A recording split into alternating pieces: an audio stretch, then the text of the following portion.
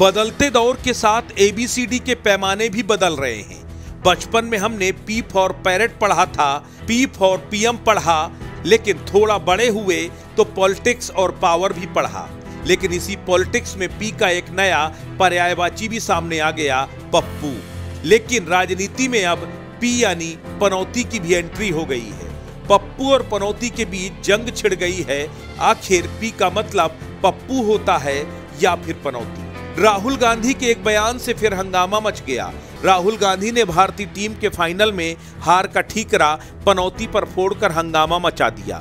BJP ने राहुल गांधी के पनौती का मतलब प्रधानमंत्री का अपमान बता दिया। दरअसल राहुल गांधी ने एक जनसभा के दौरान कहा कि भारतीय लड़के अच्छा खासा खेल रहे थे और फाइनल जीत रहे थे, लेकिन पनौती ने आकर सारा खेल बिगाड़ दिया। याद है? हाँ, क्या पनौती पनौती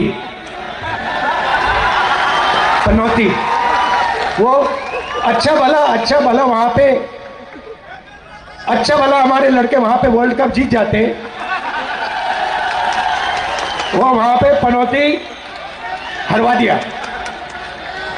टीवी वाले ये नहीं कहेंगे, टीवी वाले ये नहीं कहेंगे, मगर जनता जानती। राहुल गांधी का यह बयान सामने आते ही हंगामा मच गया। बीजेपी ने इसे प्रधानमंत्री का अपमान बताते हुए कांग्रेस पर हमला बोल दिया।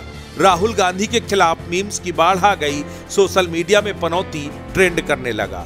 बिट्टू शर्मा नाम के एक यूजर ने एक्स पर अपना एक वीडियो डाला जिसमें उन्होंने एक शायरी की, पासे पप्पू करते करते खुद पनौती हो गए, भक्त जिसे मुश्किल का हल समझते थे वो खुद एक चुनौती हो गए। वहीं एक यूजर ने लिखा कि खिलाड़ी चुनौतियों से तो लड़ सकते हैं, पनौतियों से नहीं। इसी तरह की मीम्स की बाढ़ आ गई।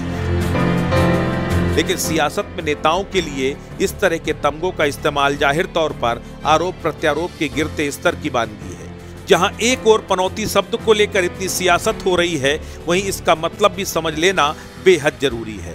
आखिर पनौती शब्द के मायने क्या हैं? ये एक नकारात्मक शब्द है।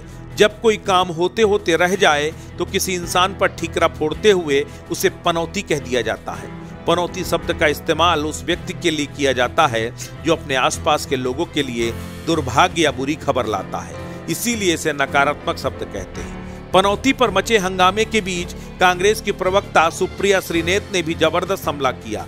उन्होंने कहा कि ये जो पनौती शब्द सुनकर कुछ लोग बड़े आक्रोशित हो गए हैं और बड़ी बड़ी बातें कर रहे हैं। इनका आक्रोश कहाँ था जब राहुल गांधी जी के खिलाफ भाजपा की फेक न्यूज फैक्ट्री एक दुष्प्रचार कैंपेन और मुहिम चलाती थी, जब उनके भाषणों को कतर कतर के काट काट के इधर उधर लगा के उनके खिलाफ दुष्प्रचार किया जाता था, लाखों करोड़ों रुपए खर्चा करके उनको अजीबोगरीब नाम से नवाजा जाता था। तब आपका आक्रोश कहाँ था? आपका आक्रोश तब कहाँ था जब देश के प्रधानमंत्री मंच से विपक्ष की सबसे प्रबल आवाज को, सबसे प्रमुख नेता को मूर्खों का सरदार बुलाते हैं। तब तो आप सुई टपक सन्नाटा कर लेते हैं और अब आप उछल कूद करके आक्रोश जताएंगे। चुपचाप बैठ जाइए और समझिए कि ये नाम हमारा दिया हुआ नहीं है, हमने लाखों करोड़ों रुपए इस पे खर्चा नहीं किए। ये नाम जनता ने मोदी जी को दिया है, जनता ने नवाजा है। तो अगर मीठा मीठा जो गप है तो कड़वा कड़वा थूक नहीं हो सकता।